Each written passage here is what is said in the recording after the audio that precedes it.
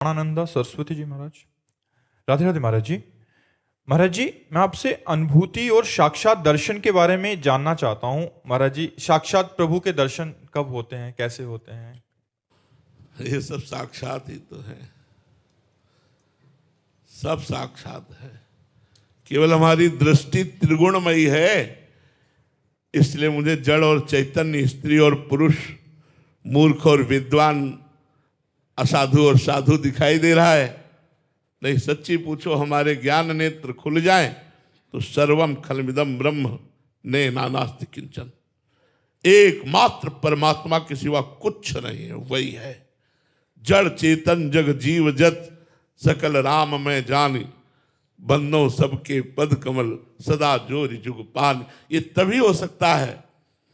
शांति व्यर्थ कालत्वम विरक्तिर मान शून्यता, आशा बंधा समुत्कंठा नाम गाने सदा रुचि, आसक्ति तदगुणा खाने प्रीति तदवस्ति स्थले। हमारे अंदर इतनी क्षमता जानी चाहिए कि हमारा कोई अपमान करे, हमें कोई मारे, हमें गाली दे, फिर हम उसका मंगल मनाएं, उसका मंगल मनाएं। भगवान तुम्हें कभी दुख न दे। दुख देने वाले के प्रति शांति, इतना शांत हृदय है कि उसका मंगल मनाए। ये साधु का, ये हम अपने इन्हीं नेत्रों से सबको भगवान रूप देख सके, ये अनुभूति कर सके, इसके लिए पहली क्षमता शांति। जो हमारा अपमान करे, जो हमारी निंदा करे, जो हमारा तिरस्कार करे, हम हृदय से उसका मंगल मनाएं। भगवान तुम्हारा मंगल करें।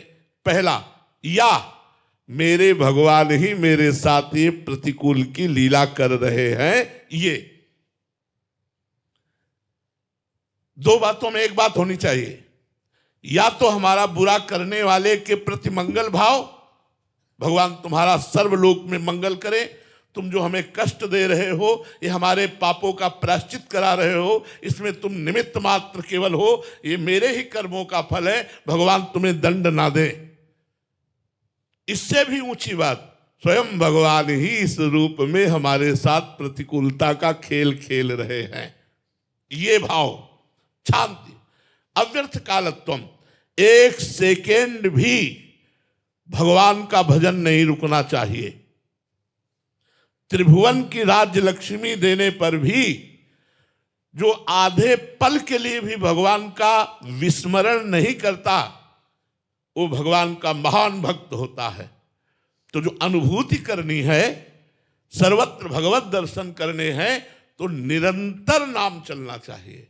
चाहे वो गुरु मंत्र हो, चाहे गुरुमुख नाम हो, वो निरंतर भगवत चिंतन चलना चाहिए।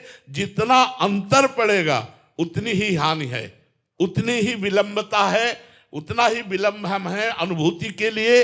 अगर अनुभूति के लिए हमें तत्पर होना है तो हमें निरंतर, भक्त है कि त्रिभुवन की राज्य लक्ष्मी देने पर भी आधे पल के लिए अपने प्रभु का विस्मरण ना करे, वो भक्त। अव्यर्थ कालत्वम, एक सेकंड भी व्यर्थ नहीं जाना चाहिए। शांति अव्यर्थ कालत्वम विरक्ति, वैराग्य होना चाहिए। जिन भोगों में संसार फंसा हुआ है, उन भोगों में हमारी अरुचि होनी चाहिए। ब्रह्म तत्व की अनुभूति के लिए, भगवत साक्षात्कार के लिए यह अत्यंत आवश्यक है। लोक परलोक के भोगों से वैराग्य और मान शून्यता। सबहि मान प्रदापमानी, दूसरों को तो मान दे, स्वयं मान स्वीकार न करे। दंडवत प्रणाम नमस्कार पूजा पाठ ये सब नहीं, हम इसके योग्य नहीं है। अंदर से लड़ाई ना करे, कोई पैर छूने आ रहा मुझसे दबका दे, नहीं नहीं ऐसा नहीं, पर अंदर से विचार करे मैं इसके योग्य नहीं हूं। मान शून्यता, आशा बंधा, इसी जन्म में मुझे भगवत प्राप्ति होगी, ये दृढ़ आशा करो। इसी जन्म में मुझे गुरु कृपा से भगवत प्राप्ति होगी। आशा बंधा, समुत्कंठा नाम गाने सदा रुचि, उत्साह पूर्वक भगवान के गुण गान करना, ये बहुत बड़ी बात है। संतों ने इन्हीं गुण गान करके भगवान को रिझा लिया। बड़े बड़े महापुरुषों ने अपने इष्ट के, अपने गुरु के गुणों का गान करना, पदों का गान करना, पदों के द्वारा जो महापुरुषों ने भगवान के नाम रूप गुण लीला धाम या गुरु महिमा का वर्णन किया गया है, उन पदों के गायन से बहुत जल्दी भगवत प्राप्ति होती है। भगवान का नाम और भगवान की लीला गुण से भरे हुए पदों का गायन। समुत्कंठा नाम गाने सदा रुचि, आसक्ति तद गुणाख्याने। भगवान की चर्चा करने में आसक्ति होनी चाहिए। आपसे कोई मिले, भगवान की चर्चा करने में आसक्ति होनी चाहिए। जहां चार लोग बैठे हो, आप प्रभु की चर्चा करें, अपने गुरु की चर्चा करें, अपने इष्ट की चर्चा करें।